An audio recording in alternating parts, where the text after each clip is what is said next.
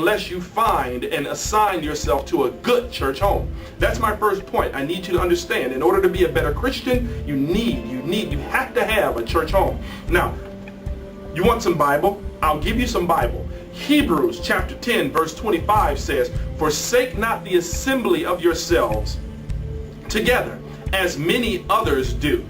Okay? But exhort one another in the admonition of the Lord, so that you may come together and watching for the end of days and the appointed time. Also in Acts chapter 2 verse 42, you'll find these words. And they continued steadfastly in the faith and the doctrine of the apostles, meeting and fellowshipping and breaking bread. So it's very clear to me. It is very clear. The Bible paints a very clear picture that if you are a follower of Christ, you are to fellowship one with another and connect yourself to a group of like-minded believers so that you can encourage one another. The Bible also teaches us that we overcome by the words of our testimony. So that what that means is, if I have a problem and my brother or sister next to me have went through that problem and they can testify and help me get out of that, their testimony will encourage me because they've been through what I've been through, and they've made it through. And if I can hear how they made it, it will encourage me and help me to overcome. Now, I really want to apologize if you are watching me and you are a churchgoer who attends church on a very regular basis, and you didn't come here to go to church, because quite frankly, you're there, you're at church, you don't need to hear this part of it. But as I said, I want to start at the grassroots, because there are some brothers and sisters who are under the sound of my voice at this time who have professed knowledge of Jesus Christ and decided to get saved, but not necessarily have assigned themselves to a church, and they really feel that they can just basically do it and be Christian without going to church. So I really want to deal with them first.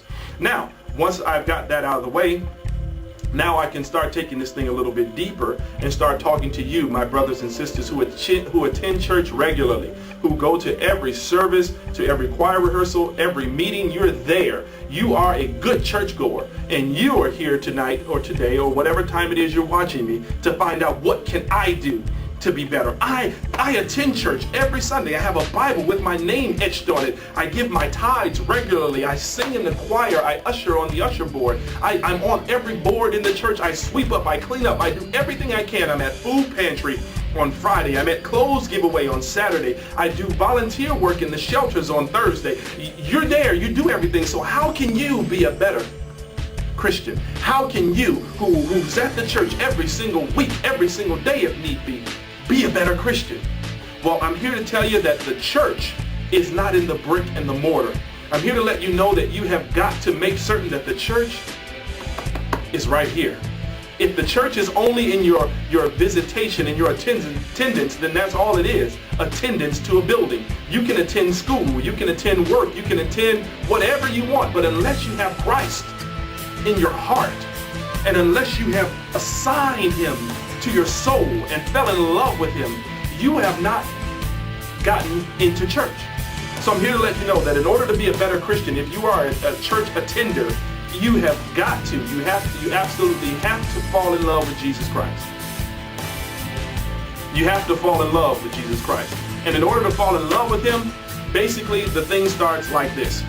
When I fell in love with my wife, I made it my purpose in life, my mission, if you will, to learn as much about her as possible.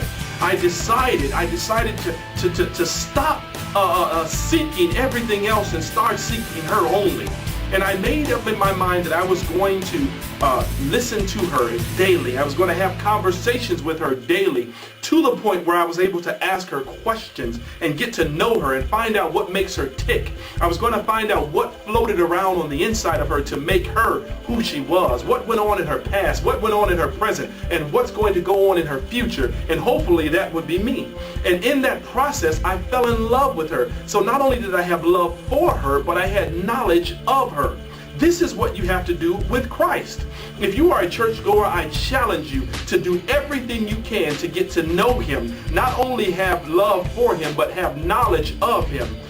Make up in your mind that you're going to talk with him daily, that you're going to assign yourself an opportunity every day to get to know who he is, so that once you get to know him and know the power that he has, you can then say, I am in love with Jesus because he is in love with me, and I have assigned myself the opportunity and the chance to talk to him daily and get to know who he is. And if you decide as a Christian who attends church every single Sunday that you're going to get to know him not only on Sundays but on Mondays and Tuesdays and Wednesdays and Thursdays and Fridays and Saturdays, when you decide that that's what you're going to do, you have made up in your mind to get better as a Christian, to become more like Christ. And as you draw closer to him, the Bible says, if you draw nigh to me, my word, I will draw nigh to you. What that means is as you grow and go closer to Jesus, the closer he will come to you, and he will begin reaching for you as you begin reaching for him, and he will start showing you things that you have never seen before. You will become better at what you are. You'll become a better husband because you can't help being a better husband. You've got love for Christ on the inside. You'll be a better wife, a better son, a better father, a better employer, a better employee. All the things we talked about, you'll be better at them because you've fallen in love with Jesus. Now, my friends, I charge you today to make it your business, as soon as you turn this video off, as soon as you click the stop button, to start speaking with God. Stop right as soon as this is over with and talk to him. Don't speak like you're from the king's court. You don't have to go thous and thus and these and those and them and thine and those.